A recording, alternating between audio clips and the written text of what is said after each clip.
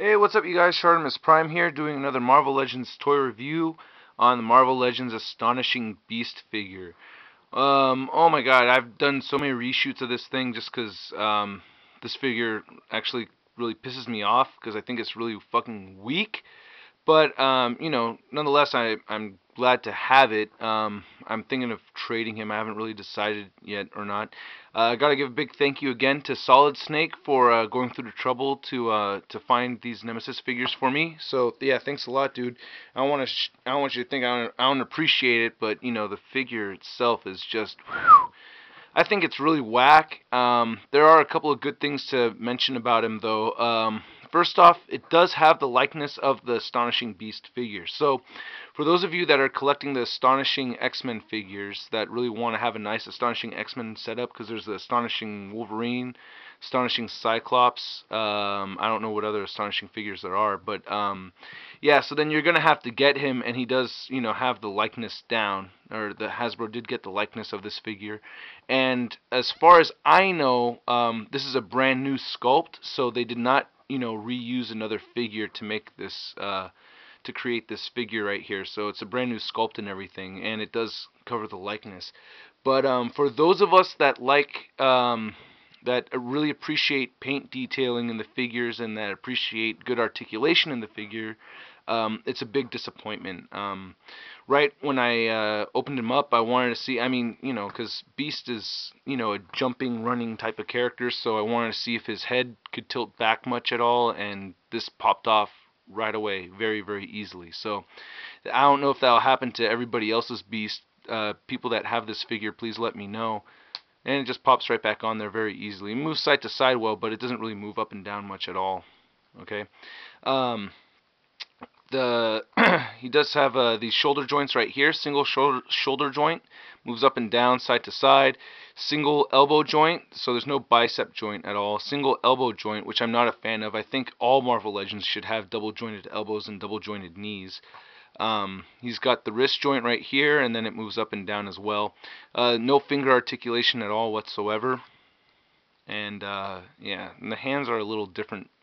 They're pretty much the same, but same articulation on this side.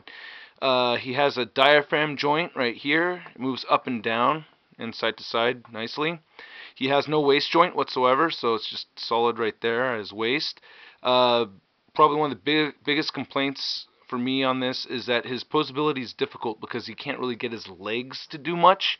He does not have ball joints for his legs. I don't know if they did it because of the nature of the costume, because I can imagine it being kind of hard to do, but they just move out like that, and when you move them forward, it's like that weird twisting to the side kind of forward thing, so it doesn't really move directly front. So you can get him to kind of run, I guess, but you can't really get his head up much, so it's like that's kind of like the coolest pose I could think of. But because there's no ankle joint or swivel joint on the ankles, then it's, dude, those guys at Hasbro really, like that one guy I was talking to in the video, he really doesn't know what he's talking about, man.